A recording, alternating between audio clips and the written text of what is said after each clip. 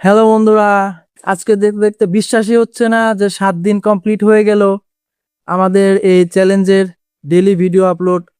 তো আজকে সেই সাথে আমার একজন সম্মানিত গ্রাহকের সাথে পরিচয় করে দিব তার লাইফের একটি ঘটনা, যেটা আসলে সবারই সতর্ক থাকা উচিত। সে বিষয়ে আসলে আমরা জানবো যে এই যে কিস্তির টাকা যে লেনদেন এবং বইয়ে লেখা, কিভাবে সতর্ক থাকতে হয় এবং তার ঘটনাটা আমরা একটু ছোট করে শুনবো। ভাই, বলেন আপনার সাথে মানে কি হয়েছিল? আমার সাথে সন্ধ্যা ট্রেনের কিছু ছিল ট্রেন বই লিখে মানে সে লেখে নেয়, তারপরে সে আসে নাই আর কয় নাই যে এবং সব কিছু লিখছি বা বাকি রয়েছে। এই জন্য আমার অনুরোধ। তাহলে তার কথাটা কি, মানে উনি হচ্ছে একটু চাষবাস করে কাজ করে, তো উনি একদিন দিনের বেলা হয়তো বা ছিল না, তো একজন কর্মী সন্ধ্যাবেলা আসছে, আসার পরে ওনার থেকে কিস্তির টাকা নিয়ে গেছে। নেয়ার পরে তো উনি টাকা দিয়ে দিছে, কারণ গ্রামের মানুষ ভাই সহজ সরল, ঠিক আছে।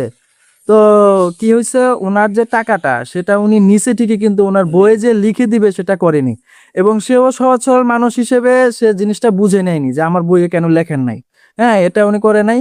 তো সেই ক্ষেত্রে ওনার টাকাটা এভাবে সে আত্মসাৎ করে চুরি করে।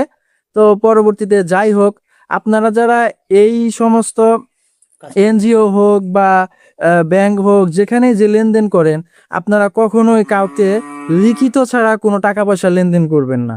যার সাথে লেনদেন করেন অবশ্যই আপনার বইটা দেখবেন যে ঠিক আছে কিনা।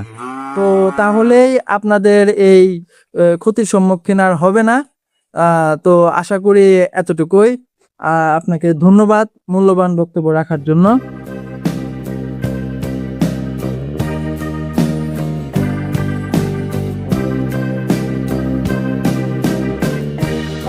ফেরত দিলেন কে?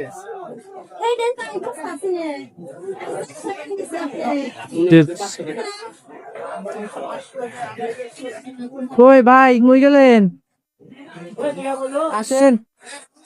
এটা হচ্ছে আমার একজন গ্রাহক, ওনার হচ্ছে যে মুরগির ব্যবসা। উনি এখান থেকে ক্ষুদ্র ঋণ নিয়ে ব্যবসা পরিচালনা করে।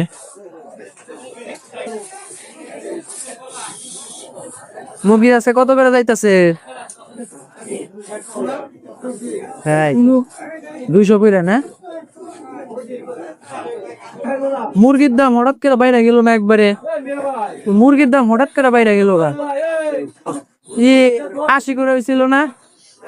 80 করে হয়েছিল না? 180, এখন 200 করে না?